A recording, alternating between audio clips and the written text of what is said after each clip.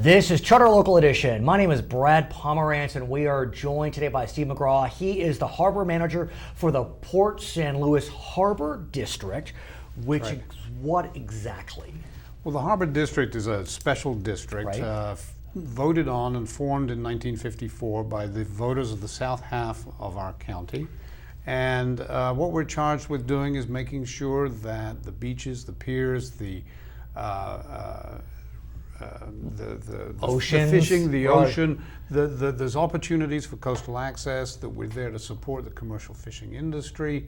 We're there to provide recreational opportunities for the general public to come and enjoy the harbor and the surrounds. And when I think about this district, it's a shame that the beauty has just not been blessed in your area. I mean, Avila Beach is magnificent. It is a jewel. It really is an absolute jewel. It's a south facing, so the weather is going to be better. Explain. Our prevailing winds and currents here are from the northwest. So if you were to look at a map of the coast of California and you were to zero in on Port San Luis and Avila Beach, you'd see that there's a little, what they call a hook bay. Okay. And so there's a hook that comes around, and when you're standing on the beach in Avila, you're looking almost due south, in fact. Got it. And so you're protected from those winds and the currents. And so the weather is better, the ocean conditions are better, which is why the place was selected by John Harford in the late 19th century to develop a harbor there. So let's talk about the harbor, because in the end, that's one of your main foci. Right. What are you doing? What does the board, the district do to keep the harbor vibrant for the future? So the first thing that we do, we were formed in the 19th century around the pier, and we've been through a number of sort of incarnations, if you will, since then. We were commerce before the railroads came through. That was all we did. Was if you wanted to get stuff in and out of San Luis Obispo County, it came in through the harbor. Then it was all about oil, and in the early 20th century, we were actually the largest oil exporting port in the world. Wow. Right. Then fishing, and none of these have got bright lines between them. They're all overlapping. Right. And fishing was huge. Fishing fell off the cliff a little bit in about 2004, 2005. Regulations and restrictions on fishing mostly, and the idea that by restricting the fishing we can restore fish stocks. The fishermen who work around here are not going out in big factory ships. They're not harvesting the ocean. But they caught the brunt of a lot of that. And so the fishing fell off the cliff, and simultaneous with that, we have seen a resurgence in tourism and recreation. And I want to ask you about that. Okay. I was at Avila Beach recently, and obviously it is an attraction for residents of this community and residents of the state of California and the entire nation. That's right. Because it was, in the best sense, busy. And I have to think one of the challenges you face is creating an environment whereby it's welcoming, but yet, parking can be hard, and there's a lot of people around, and so how do you balance those interests?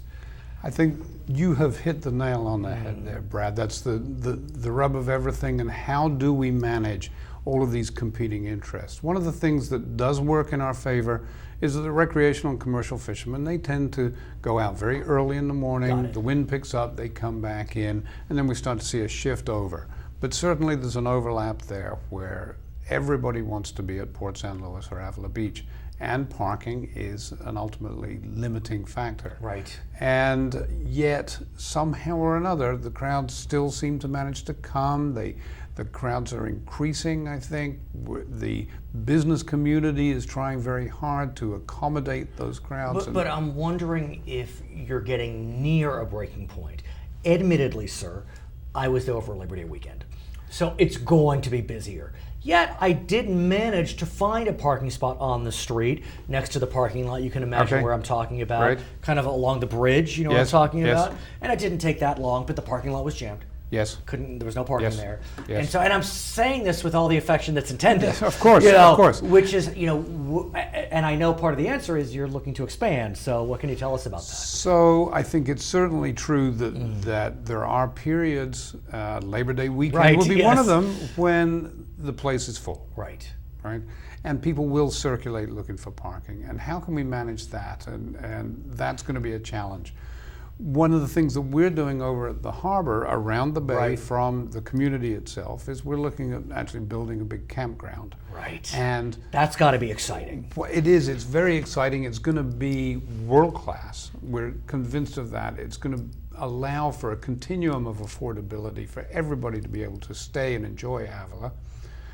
And yet it's sort of counterintuitive in a way, because you would think that this will just exacerbate all those problems. And in fact, what we're going to be doing is we're going to be creating more parking than we're using for the campground. And so with that, we should be able to see some relief, certainly over at the harbor end. In the community of Avila, I think it's just a recognition that in certain parts of the world, at certain times of the year, what it's going to be about full. residential growth? I think about Avila Beach, and I can see that there's space to build. Whether folks want that is another conversation, but that's prime real estate. There is some prime real estate. Right. And who wouldn't want to live in Avila? There are a couple of developments proposed along with our campground, but they're visitor serving. There is a talk of a potential residential development around the bay in a place called Wild Cherry Canyon. Whether that ever comes to pass, I don't know. I think it's going to be a challenging project to complete. Other than that, it's going to be infill here and there. I don't see a space for a large development. I think about the harbor, I think about water.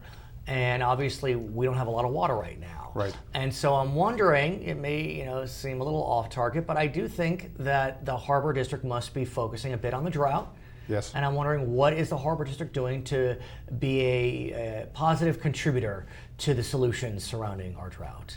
We're doing everything we can to conserve water. I think one of the things to recognize for us, however, is why are we having a drought? Because we've had these long, dry, gloriously sunny winters. And what does that mean? And what does that mean? That means more people come to the beach and the harbor. And what does that mean? And that means more water gets used. Right. So where I was going with that. Yeah. And so while we can do what we can by, for example, increasing the cost and decreasing the amount of time used when you feed the meter to get water to wash down your boat, or we can make sure that the fish cleaning station has automatic shutoffs on the water. It doesn't alter the fact that this weather that is a contributing factor to the drought is actually driving people to us, and we can't say, no, you can't use the restroom, or no, you can't camp here. What we've seen is that our shoulder seasons, our camping and our parking has expanded into areas where just a few years ago, we were seeing no activity at all. I'd be remiss if I didn't ask about your lighthouse. Lighthouses, there's a certain nostalgia about them, a certain kind of reverence.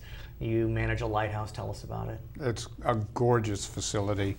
And we partner with a nonprofit organization called the Point San Luis Lighthouse Keepers. Mm-hmm. And working with them, we have, over the last few years, completely restored the facility. And the Lighthouse Keepers manage the access and the maintenance of the project now. There's trolleys that go out there, there's hikes that go out there. It is an extremely narrow and rather scary little road that goes out there, so you can't drive out there yourself. The hikes are doesn't lead, you have to be on a trolley, but it is the most magnificent spot. Tough times in Avila, tough times. Yes. Avila Beach, a beautiful place. Please visit it if you can. His name is Steve McGrath. He is with the Port San Luis Harbor District. He is the harbor manager. I'm Brad Pomerance, and this is Charter Local Edition. Excellent. That was great. Terrific.